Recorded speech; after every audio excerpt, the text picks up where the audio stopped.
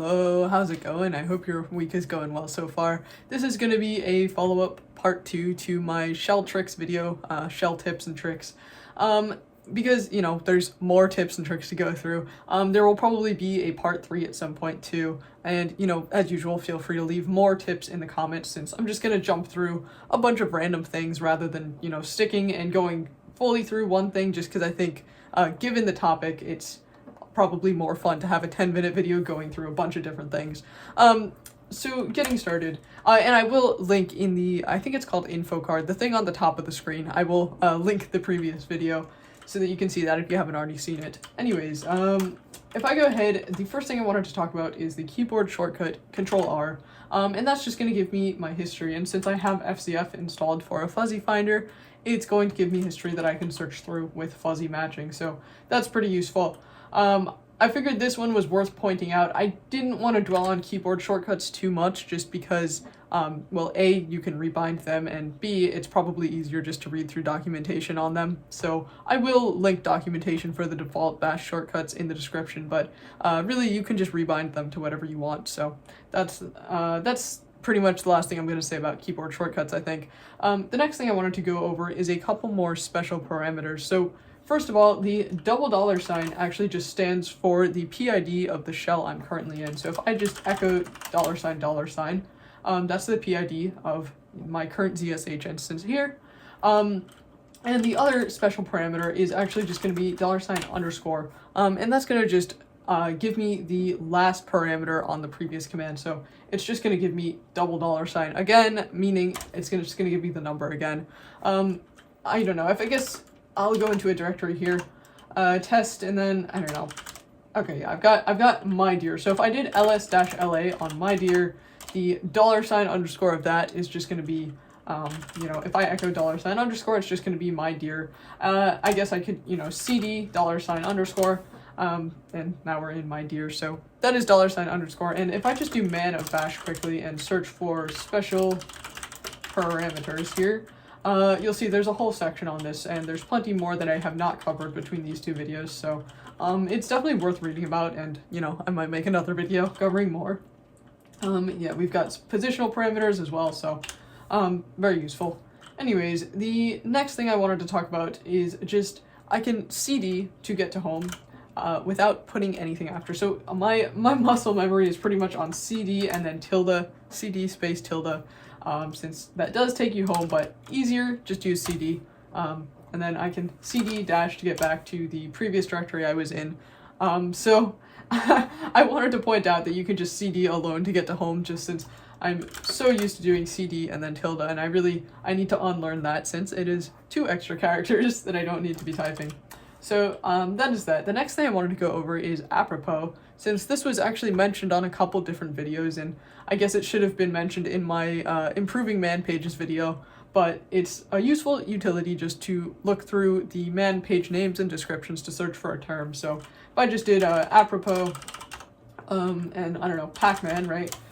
We'll get a list of the man pages with Pac-Man either in the name here or in the description. So that's pretty useful to quickly search through man pages. I can do man of apropos, and, you know, there's a few different options with it. So yeah, that's pretty useful, so figured that's worth a mention. The next thing I wanted to look at, if I just ls in this directory, or oops, actually ls in this directory here, we should have, okay, yeah, we've got file, file1, file4, file.txt, etc. So what I wanted to show is that we can do glob matching, and we can remove, so if I want to get rid of file1 and file4, I don't have to type out both of those. I can just do rm file and then open bracket 1 4 close bracket, and that's just going to remove both file 1 and file 4 there, so that's pretty useful. Glob matching might deserve its own video at some point, but I just wanted to briefly show that that is something you can do. Next thing I wanted to go through is a little bit more about brace expansion, since I did briefly cover that in the previous video, but there's a couple more things that are worth mentioning, and I did read through the comments, and there were a few things suggested to look at. So first of all, I could just do echo, and then if I wanted to get a list of numbers, I could do 1 and then whatever, I don't know, 10, 1 through 10, that'll give me 1 listed all the way through 10. So if you ever need to get a list of numbers that you don't want to type all the way out, I could do, you know, 1 through 100, 1 through 1,000, whatever numbers, right? And that'll just give me a list of numbers there. So that's pretty useful. The other thing that's really useful is if I ever need to make a backup of a file, or I need to copy a file to, you know, a different name, and I'm gonna modify it or whatever, we've got file.txt here. So instead of doing, you know, file.txt to file.txt.back, I can just do open curly braces, comma, and then .back. And that's going to go ahead, and now if I ls, you'll see we have file.txt.back. So that's very useful, especially if you need to be, you know, backing up files often, and if you have a long directory path, you don't want to retype the whole path. So that's useful. The next thing I wanted to go over is actually a command, and that's going to be the yes command. So if I just type yes, we're just going to get the letter Y spamming the screen here.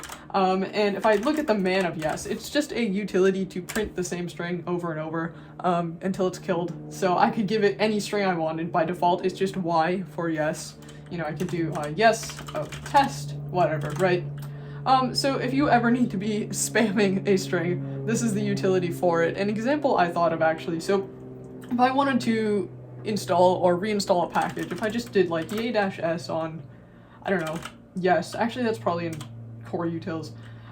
Yeah, so that's yay-s on, I don't know, zip. I'm gonna have to press Y here in order to reinstall it. I'm gonna have to press Y and then enter, and well, then it'll reinstall. But if I just go ahead and just do yes, oops, yes, and then pipe in here. So yes, pipe yay-s zip, it's going to do the Y for me. So that way, you know, if you're trying to automate package installation, you could set up a shortcut for that, an alias for that, to do, you know, yes and then pipe. But I don't know. I kind of don't like this example just because usually if I'm installing packages, I actually want to, you know, read through what packages are about to get installed or updated. So maybe you have an instance where you're going to need to, you know, spam any string somewhere. So that's what yes is for.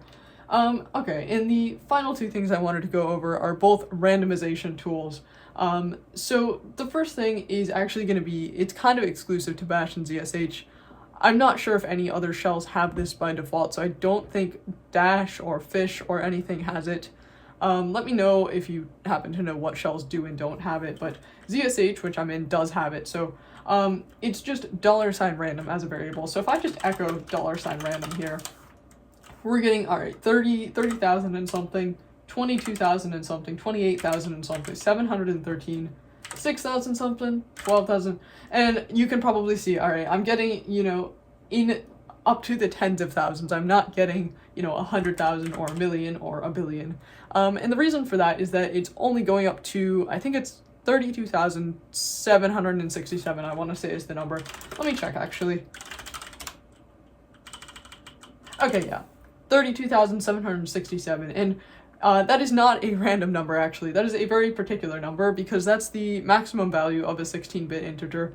And the math for that is like 2 to the 16th over 2 and then minus 1, I think is what it is. So that is the random variable there. So we are getting random numbers, but you know, it's only random numbers between those numbers.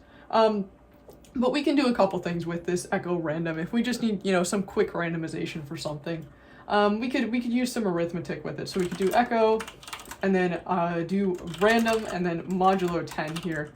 And that's actually going to give 0 through 9 just because we're doing remainder modulo remainder. So remainder 10, that's going to give us 0 through 9. Yeah, you can see we've got a 0 there. So if I really wanted 1 through 10, it would just be, you know, adding 1 to it then to get 1 through 10, and now we'll eventually get a 10 here. Okay, there we go, that's a 10. So this is okay if you just need, you know, quick and dirty randomization, but this actually isn't going to be truly random, and if you're, you know, if you remember the number 32,767, you probably quickly understood why this won't be truly random, because we have a bias selection. It's going to be biased towards, you know, the lower end of the numbers, I guess 1 through 3. So this isn't, you know, truly random. It's good enough in a pinch, but if you need true randomization for something, this is not the utility to use. Fortunately, we do have a different utility for random permutations, and that is shuf. And if I do man of shuf real quick, Yeah, generate random permutations. And this has a lot of great uses, and I'll show a couple. But this is part of the GNU core utils. So if you have the GNU core utils, if you're on GNU/Linux, you should already have this. If not, you can just install it if you want to play around with it. But shuf, for example, so I have a my file here, and if I cat out my file, you'll see we've got some lines. So we've got one line, another line. It's 5 lines, 5 different lines. Say I wanted to randomize the order of these lines, I could just do shuf on my file here. And we'll see, all right, now we've got, a random order of lines. If I do that again, we'll keep getting, a different randomization of those lines. Great. I can also pull out one line in particular. If I just want to get a random line, I can do -n1, and that's just going to give me a random line from that file. I could also use it for random number generation as well. So I could do shuf -i, I don't know, 1 through 1,000 here, and then I can do -n1, and that's going to give me random number 1 through 1,000. If I did that without the -n, it's just going to give me all of the numbers 1 through 1,000 randomly permutated there, so we better not have any duplicates, and it should be all of the numbers, no duplicates. So that is the shuf utility, which has, a lot of different uses. It's good to use, smaller utilities when possible.